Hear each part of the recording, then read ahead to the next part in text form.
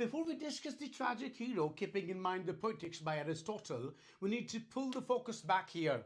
In a strict Aristotelian analysis, discussing the tragic hero before establishing a precise definition of Hamartia is putting the cart before the horse.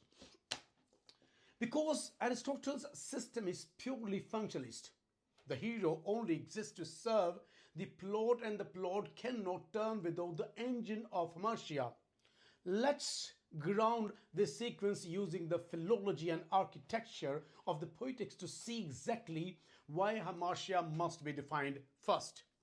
The philological corrections why flaw misreads Aristotle.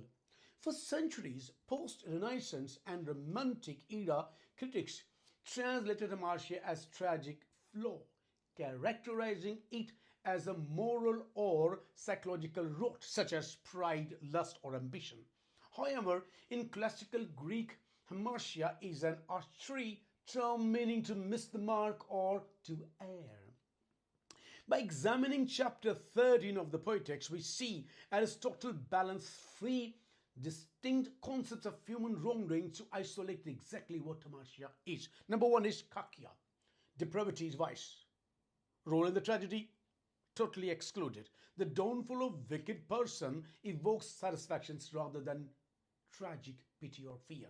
Number two is atuchema, zero moral culpability, pure accident, struck by lightning, excluded.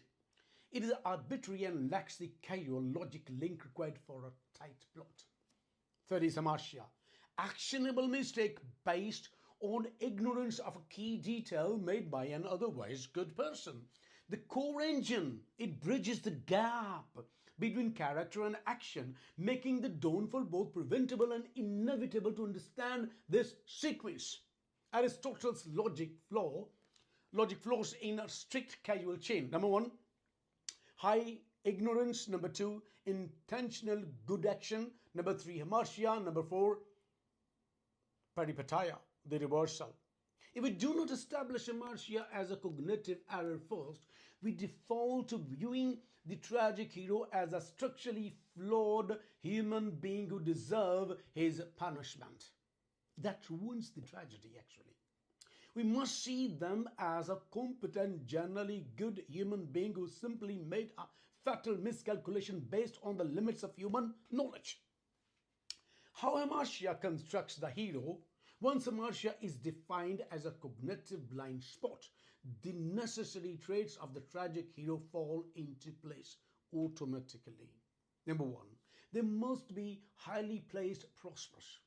For miscalculations to have a catastrophic city-wide stage, the agent must hold immense power. A peasant's miscalculations affects a household, and a king's miscalculation collapses a state. Number two, they must be intellectually active. A passive character cannot commit Hamartia. The error requires an assertive choice. The hero must actively push the plot forward with the best intentions, unknowingly hammering the nails into their own coffins.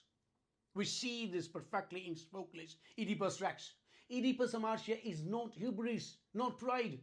His Hamartia is a literal cognitive mistake. He does not know the identity of the man he killed at the crossroads, nor the identity of the woman he married.